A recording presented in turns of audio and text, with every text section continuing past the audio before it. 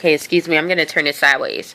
The reason why I'm turning it sideways is because, for one, I feel like it, and for two, it feels a lot comfortable. And yeah, excuse all that background stuff because I just got finished doing one of the toughest shows that I possibly had so far.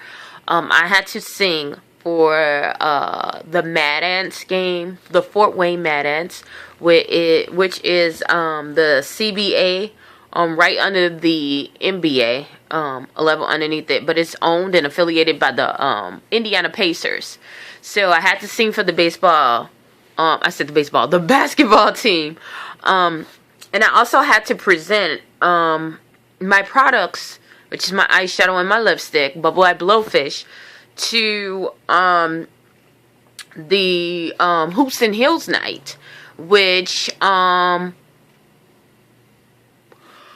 is held every year. This was my first time being a member, being a part of the Hoops and Heels night, just as a participant and as a vendor. So I had to do that, and it was really, really great. It was really, really good. But I wanted to make this video because of it, okay? Now, when I went and I found out, because I was calling to see if I could sing the national anthem, just getting my voice, up and running and doing some stuff. Through that, I found out that I could be a vendor, and it was for women's and blah blah this, because the day that I picked which was the 1st of February, which is tonight. The lady started telling me about it, and we're looking for vendors and blah blah this, and I'm like, huh? And I'm like, I used to do, this and this, and even though my project is very small, I take pride in what I do. But we have been able to help others through this mission. And I understand that it is bigger than myself. It is huger than myself. This is not just a makeup product line. This is an avenue to help people who was just like me, who felt, they weren't pretty enough, that felt like they were always getting pushed down. You knew you had something inside of you, but you're always getting pushed down, and sometimes you believe it. So... crazy, man. I was getting tears, so yes, I was like, okay, I'm so excited, I'm ready to go, I'm ready to do this.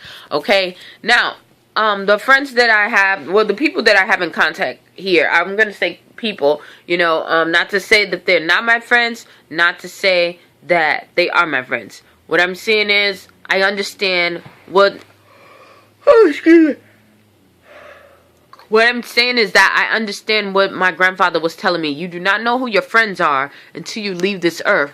So until then, in the meantime and in between time, you treat everyone with dignity and respect, no matter what situation you're going on in life, you're going through in life. You treat them with respect, because you don't know. The same person that you're counting out could be the same person that will help you out in the end, or the same person who really was doing you bad and doing all that can change and save your life, because that's how God works, So, yeah.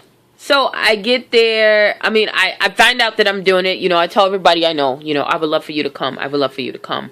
And I've been through this situation before, which was so funny. It was like, okay, I'm coming. I'm thinking like, well, I finally got some people who, do how much it is. I'm like, telling them, well, it's only $10 if you get it ahead. If you get it later, it's going to be $15, blah, blah, this, but I'm going to be at courtside, so it's going to be a little bit more. Okay. So, fast forward, and I'm asking them, are you going to get your tickets? People are disappearing, things like that. Yeah. So, some people didn't show up. There were some people who didn't, and I was shocked. Like I said, they were like, I probably can't come, I'm sorry, and they said up front. But, to my surprise, God would have it, they were there, But anyhow, the people that I thought was going to be there, even the ones that I even gave the opportunity to say, hey, I will pay for your ticket, was like, okay, I'm coming, but didn't show up. So, it got me in my head, because at the point when I was getting all this flack, I was just like, am I going to wait on them? Should I wait on them? But something told me, no, don't wait on them, The people who need to be there will be there. And I was very, very hurt, but I was alone, and I was like, sometimes you got to do this alone, and, but what happened was, like I said, I got in contact with another contact who was willing to bless me. There were some people who did not like my table, and another thing was I was the only African American woman. I was the only woman of color in this program. Not to say that they are against women of color. It is just very scarce for a woman to come in there as a vendor, and especially I was definitely the youngest. So that was a good feeling for me, because I felt like, I didn't have what it takes, but just to see that and to be around people and to understand that, I did come around a lot of loving people. Some people were not loving it, After a while, once they started getting comfortable with me and, getting comfortable and finding out who I was, then they started coming towards my table. But before then, no, and I didn't take it personally. That's the thing. I think the most thing that I learned during this whole process is don't take things personally. When people don't show up, yes, people will show you what they care about by how much input they put in, how much they participate in it, how much work they're willing to do in it,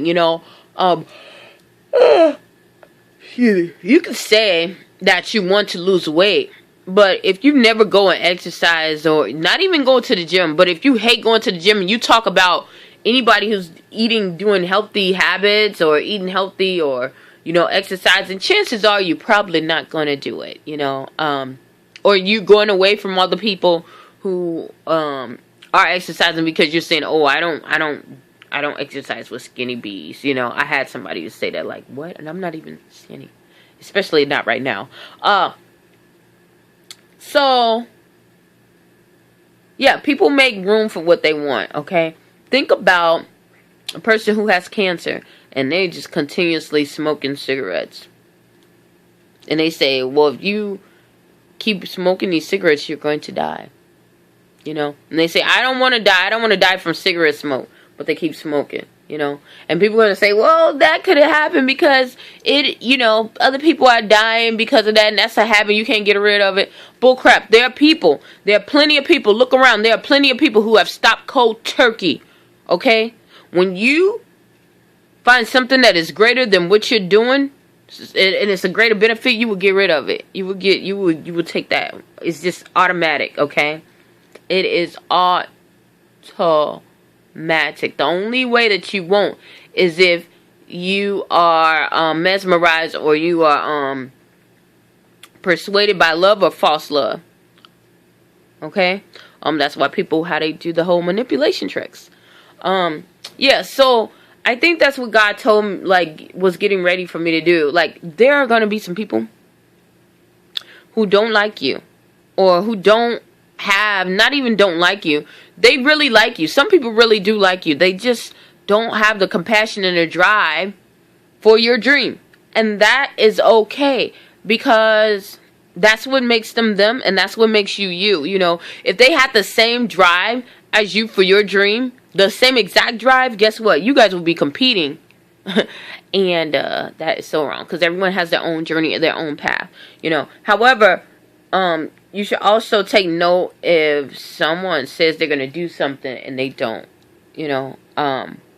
Not to say, oh, I'm done with you, or I'm done with that. Just say, okay, well, this is only at how far I can go with you. You show me this is how far you're willing to take this journey on with me. This is how far you're willing, because everyone who says they're with you are not.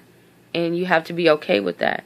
And in order to move forward, you have to be okay with it. Because if you're not, you're going to try to bring them along, and it's going to be dead weight. And I thought about that with the situation that I had to deal with. I was like, if, I've given all this opportunity, if I was to go and do all that, then I would have to use more energy just to make everything okay, when I could just be by myself. And, if things happen and they put the effort in, then that means that I haven't wasted extra effort. So yeah, you can't wait on everybody. And I would have missed this great opportunity. I mean, when I say a great opportunity, I meant, see, you don't need to meet everybody, because everybody is not for you. Everybody is not designed for you, okay? I've had to learn that. Like, in order to be a successful person, you think that you need to meet so many people and reach so much and so many people from a different audience. Let me tell you something. You do not have to meet anyone. You don't have to, I say anyone. Okay, I take that back. You don't have to meet everyone. Okay, because you have to meet someone. God puts your blessing in someone else, okay? That's how he operates. You just don't come here with just the gifts and you just operate it by yourself. We're not created to even work by ourselves. We need God anyway. And on top of that, God puts everything, different things in other people. So you get things from somebody else. Your blessing is built into somebody else. So when you find and you connect with that person, that's how it elevates. That's how it goes to the next level, you know? So, and that's who I met. I met these people and they were like, oh, this is what happened. I can't believe that. Meet me and so. I'm this person. You know, don't worry about this, blah, blah, blah. You know, and you're going to meet me at Wednesday at so-and-so and blah, blah, blah. And I was like, okay, you know, at first I was like, and they were like, no, you need to meet her. Now, I was getting scared at first because I was like, okay, I had this happen before. But the prayer that I had with God, you know, the talk that I had with God made me feel I'm assured, and even if it doesn't work, that I'm going to be okay, because I was in right standing. So, yeah, understand that. Sometimes you got to do this walk alone. Everybody is not for you. Everybody can't do this walk with you. That's why it's your walk. And don't get mad at that. Don't get sad. Don't get upset when people, you know, do all this stuff, because, in all honesty, it is your walk. It is your journey, you know. When you hold that title, when you hold that crown, no one's gonna be there but you. Yes, a lot of people in the background that does it, but if you fail, guess what? None of them are gonna take that blame but you. And I understand that. And when they see the blame, they will drop you like a bad habit and throw it on you. So you have to learn that as a leader. You know, that's what I'm understanding that God is teaching me, you know, how to be a leader. He wasn't teaching me how to be right, but how to be righteous and how to live in his authenticity. When you live into the flow and the flow of God, you get an overflow. You get an overflow. I was doing stuff that I tried to do on my own, and I could not do it on my own because it wasn't my vision. It was my vision that was in my head, but God gave it to me. So if I didn't have the master to conduct it and to be to be the main source, if I'm cutting off the source supply and I'm a conduit, then I can't let the stuff flow through me. So that's what I learned. That's what I learned today. I know I got really snazzy and I'm moving the dog on camera a lot. Yeah, forgive me. And I had to use my old phone. This is not my old phone, but this is someone else's old phone that I used to date. But anyhow, this is an old version of my phone, like beyond old. So because someone else stole my other phone and my pictures, like, no. So yeah, that's what I wanted to share. I'm so grateful for the experience. I got a great opportunity to show my voice, even though I was so nervous that I didn't do any runs, and, you know, depending on my audience, it wasn't like a mixed audience, it was a dominant audience. So, and I had to go with the flow of the targeted audience, you know, as far as I sang. But a lot of people enjoyed it because of that, you know.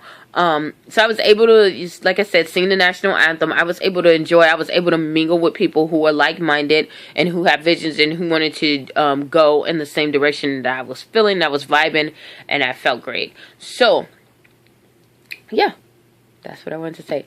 Hopefully you can take something out of this, because I did talk a lot. It's about like 14 minutes, and I'm going to get off of here because I don't want it to get to 15 to 20. Hopefully something I said or done will help you on your journey. Please stay tuned to Journey to Jerusalem, and thank you so much. I couldn't video before because someone stole my phone. And I was out of a phone, and then I had to remember my password. So please stay tuned with me. I have a lot more to share. Thank you.